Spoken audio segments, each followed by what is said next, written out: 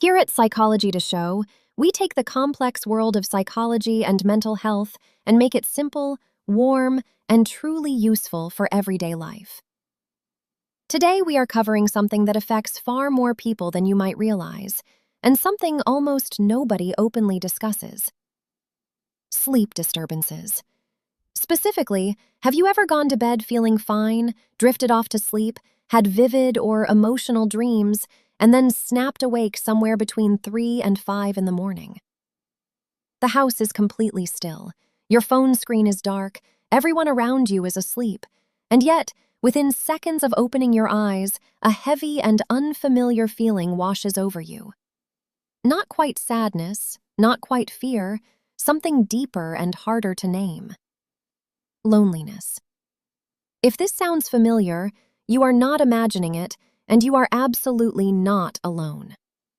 The window between 3 and 5 in the morning is one of the most emotionally exposed times for the human brain, and there is a clear biological reason for this.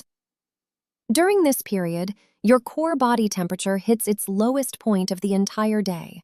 Your stress hormone, cortisol, begins rising sharply to prepare your body for the coming morning, and your brain is transitioning out of its deepest, most emotionally active phase of dreaming. Put simply, your mind wakes up before your emotional defenses do. You are conscious enough to feel things, but not yet grounded enough to process them calmly. This is why emotions at 3 in the morning feel so much louder, heavier, and more overwhelming than they would during the middle of the day. When you wake after a vivid dream, your brain briefly enters what scientists call the hypnopompic state, the transitional zone between sleep and full wakefulness. In this in-between space, something significant happens. The emotional weight of whatever you were dreaming does not immediately disappear. Feelings from the dream, longing, warmth, grief, connection, linger in your body even after your eyes open. At the same time, the rational, logical part of your brain, the part responsible for reassurance and perspective, has not fully switched back on yet. So if you dreamed about someone you miss, a time when you felt safe and loved, or a version of yourself you have grown away from, your brain wakes up holding that feeling, looks at the quiet and empty room, and asks one painful question: where did that feeling go? And in the silence, that absence quietly becomes loneliness. Here is something important to understand. Human beings are wired for connection at a biological level. For most of human history, being separated from your group was genuinely life-threatening. As a result, your nervous system is built to constantly monitor your sense of belonging, even while you sleep. When you wake at 3 in the morning, your nervous system scans the environment for signals of safety and connection. It looks for voices, warmth, presence, any sign that you are not isolated. But at 3 in the morning, the world is silent.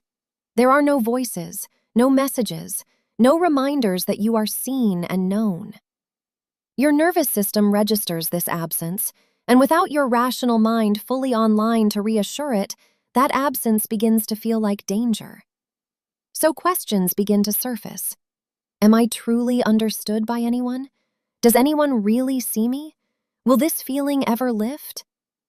This experience is especially common for people who are grieving, emotionally exhausted, burned out, living with depression, or who have spent a long time carrying heavy responsibilities without enough support.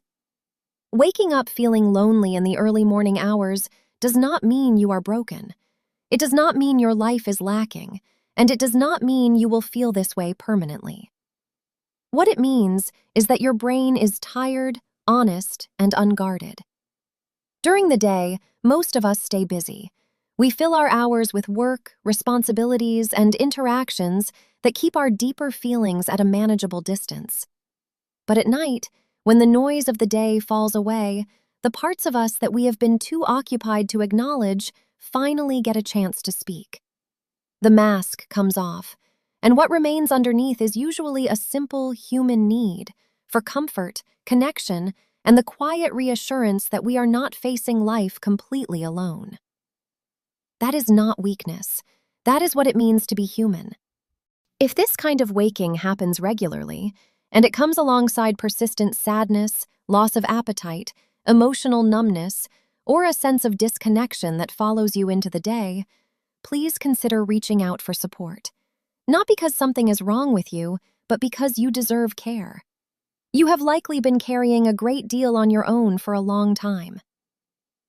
And if you are watching this right now because you woke up tonight feeling that familiar ache, we want you to hear this clearly.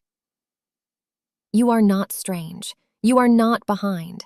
And across the world right now, there are countless others lying awake feeling exactly what you feel. The quiet hours have a way of making feelings louder than they truly are. But feelings, no matter how heavy, are not permanent. They are temporary visitors, not lifelong residents. Be gentle with yourself tonight. If this touched something in you, share it with someone who might need it. And let us know in the comments, have you experienced this? We read every single one. Until next time, take care of yourself.